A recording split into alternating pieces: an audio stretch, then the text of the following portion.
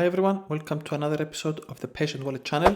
I believe FICO's stock price will be trading at $2,383 soon. In my opinion, this is a question of when, not if. In today's video, we are going to talk about Fair Isaac Corporation. By the end of this video, you will know why the stock is down 40% since December 24. I'll walk you through a step-by-step example of how they make money, explain their Moat, and I will share my thoughts on if the stock is a buy or not today. As a bonus, I'll also show you a downside and an upside or base case scenario that you can follow, and I think the conclusion will surprise you. I am scouting the market for high quality companies that can help my portfolio grow, so subscribe to this channel to see more videos like this one. If you like this video, give it a thumbs up as it helps the channel grow.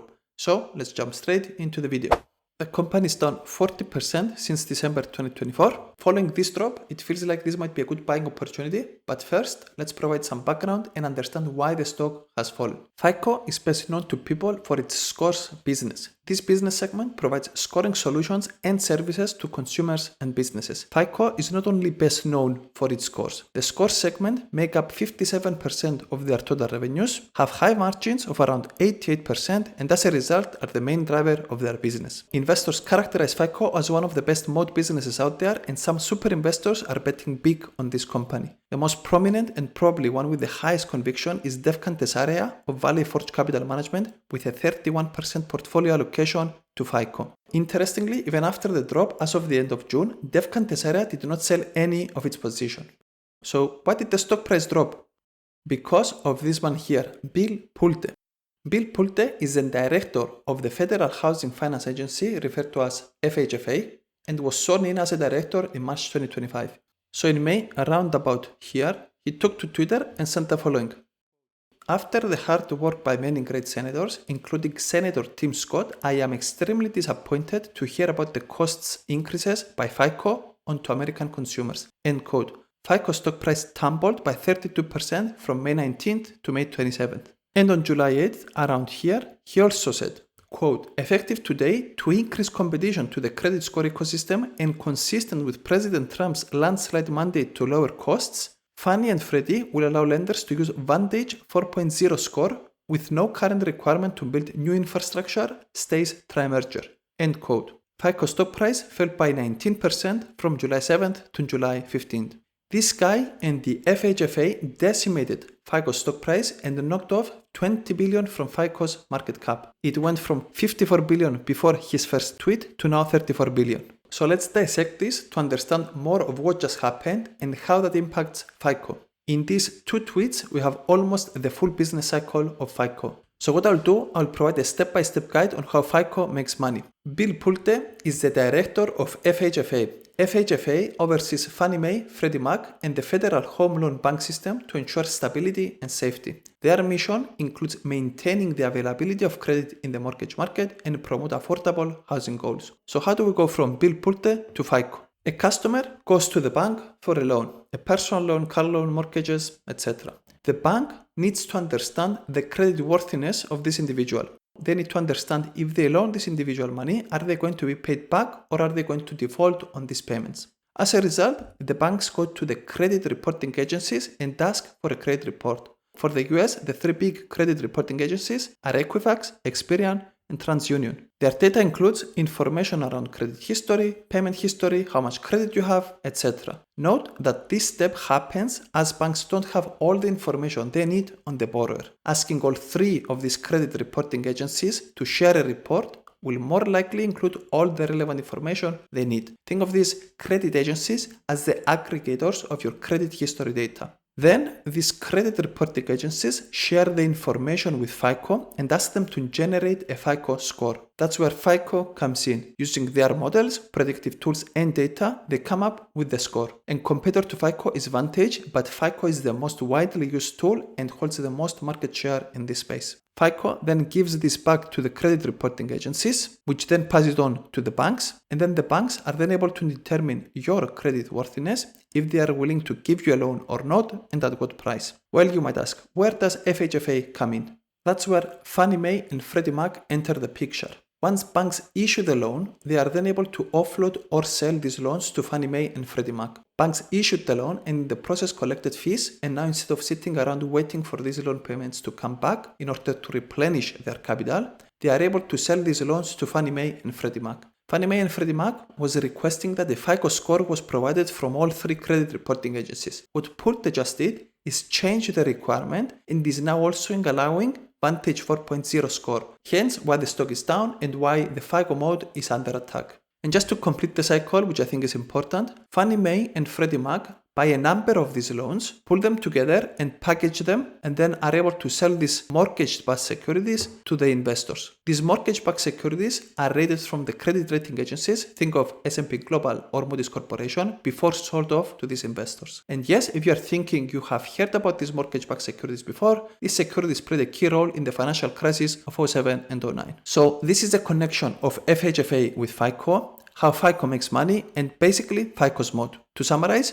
Fannie Mae and Freddie Mac buy loans from banks and sells these to investors to help with the liquidity in the mortgage market. They used to require a FICO score, but now are also allowing a Vantage score to be used. The result, FICO stock price crashed by 40%. So how did all of this come about? Looking into this, there are some odd characteristics. Going back to the ex-post from Bill Pulte, you will see he mentions he's disappointed about the cost increases from FICO and that lowering housing costs is a win. FICO scores cost around $5 a report, and meanwhile a cup of coffee is probably more expensive and housing closing costs are in the thousands. Factually, the statement he made is correct though. FICO did raise their report prices from 0.6 back in 2018 to $4.95 in 2025. Before 2018, the fee was flat for 30 years. So the price was raised 8 times, but the actual dollar amount was raised by $4.3. This is an insignificant amount of money when you buy a house, though I am sure borrowers will not feel the benefit. The second odd characteristic of this is the fact that FHFA approved the implementation of Vantage 4.0 score, which is marginally better than the older FICO score, which has been in place for some time. But the same organization, FHFA, also approved the new FICO score, FICO 10T, but has not yet allowed for its implementation. So instead of approving implementation on both of these scores to let the industry decide which one is the best, FHFA seems to follow a different approach. This is important because FICO 10T is believed to be a better predictive tool than Vantage 4.0. FICO 10T identifies 18% more defaults relative to 3.4% from Vantage, and it also does not penalize non-homeowners. When the industry chooses, it is clear that they choose FICO's 10T due to its predictive superiority and the fact that FICO has been the industry leader for some time now. Putting motives aside, the important question to answer is,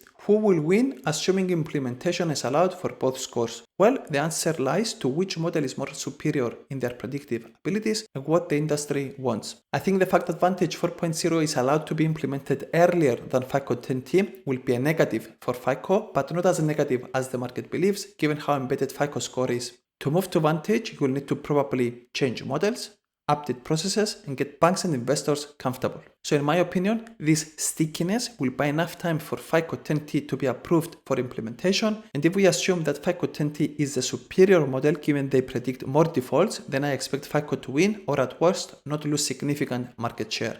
Why is that? Well, let's go back to the example. If FICO score gives you more confidence that the borrower is more credit-worthy, then the bank's risk premium is lower, which means they will be able to offer lower rates on these loans. If they use Vantage because it's cheaper and their risk premium is higher, it means their end offering will have a higher rate. If that is the case, then all consumers will shop around and find the bank that offers the lower rate. So we are back to using FICO's score. You might say, what about if banks offer the same rate regardless?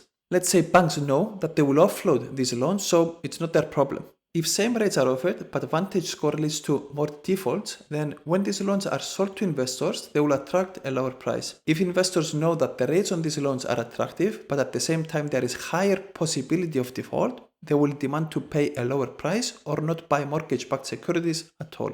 If this happens, then we'll move back to the tool with the best predictive capabilities because 1. It offers the best rate to consumers, 2. Predicts defaults better, and 3. Offers the best price and certainty. If it doesn't happen, then liquidity in the mortgage market will dry up and nobody wants that. Okay, hopefully I explained where we are today, how we got here, and FICO's mode. What's next? There are 2 scenarios that give us good indication as to where things might go from here.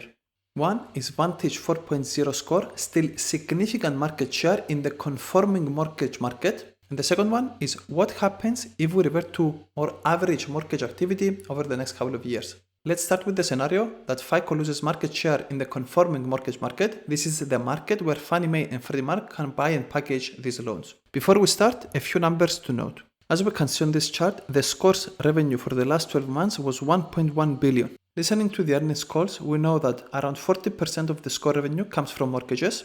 We know they have an operating margin of around 88%, and we know that tax is around 20%. By the way, feel free to grab a piece of paper and follow along with me. It's very simple. As a result of these two numbers, we know that the mortgage scoring revenues is 442 million. Okay, so what's the current position? Let's assume that the conforming market is 50% of these mortgages for FICO. So we take the 442, we multiply that by 50%, then we apply the operating profit margin of 80, if I manage to type that, of 88%, and then we apply the 80% discount because of tax. We get net income being 155 million. Now let's assume that FICO loses 50% market share to Vantage. We'll multiply the mortgage scoring revenue by 50% as this is part of the conforming market. We then remultiply that by 50% as they now lost 50% of their share to Vantage.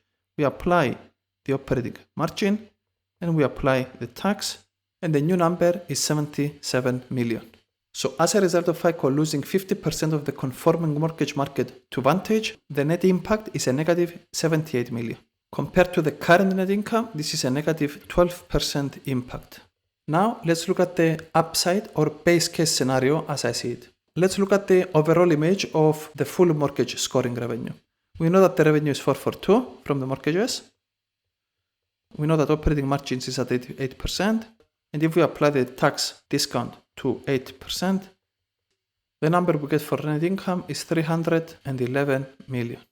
Now let's look at a positive or a base case scenario as I think of it.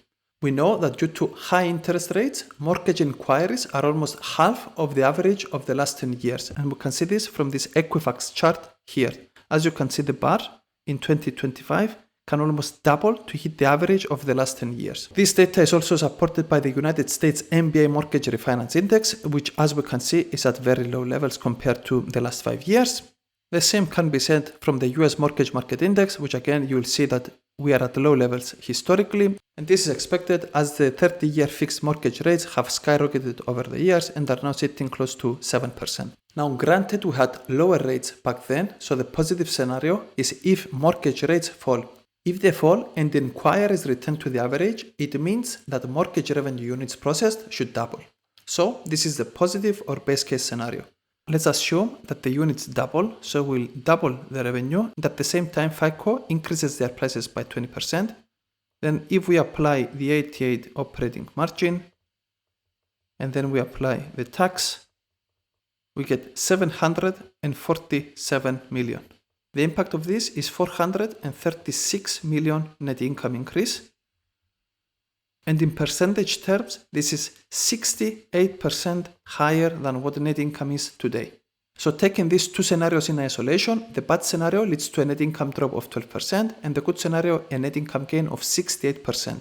My opinion is that the bad scenario is less likely to occur due to the fact that FICO is well embedded in the industry and will eventually implement FICO 10T, which is a more superior tool.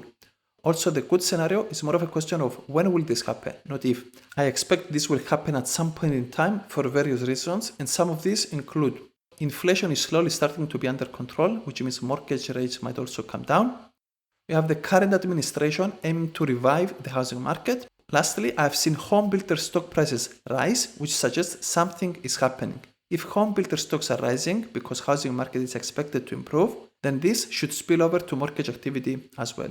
So that is my take. I do believe that FICO is an asymmetric bet at current levels with significant upside once mortgage activity picks back up. Given I believe mortgage activity will pick back up at some point in time and net income should rise by 68%, I assume the same will happen to earnings per share. Note that for simplicity, I am also assuming the following things. I am assuming the same forward PE multiple. Given that I expect net income to rise by 68% at some point in time, it's also fair to assume I think that the forward PE will be at the same levels as today. I assume that no other growth drivers will materialize, that there are no buybacks even though management is buying back 2 to 3% of the total shares outstanding each year. I assume no market share decline from Vantage. I assume prices are raised by 20%, and by the way, last year FICO raised their prices by more than 40%. So let's say in a period of 3 years, it might be a 6% raise per year. Most importantly, I assume that the units from mortgages processed doubled and go back to the averages of the last 10 years. So then the question becomes, when will this happen? Not sure when, so the expected return based on the years it will take for this to happen is in this table here. This is the number of years it will take for the 68% to materialize, and this is the return per year for the FICO stock. My best guess is that this happens between years 3 and 4, which means the expected return is between 14 to 19%, beating the S&P 500 by 4 to 9%. Looking at it from a downside risk of underperforming the S&P 500, I am comfortable taking the bet that this will happen in the next 5 years, as the expected return will be 11%, which is very close to the S&P 500. I am also aware that the stock might fall further if data comes out to indicate that FICO is losing market share to Vantage. So what I'm planning to do is average in over the next few months and years if needed. That's it for this episode. If you are still watching, give the video a like and subscribe, and I'll see you in the next one.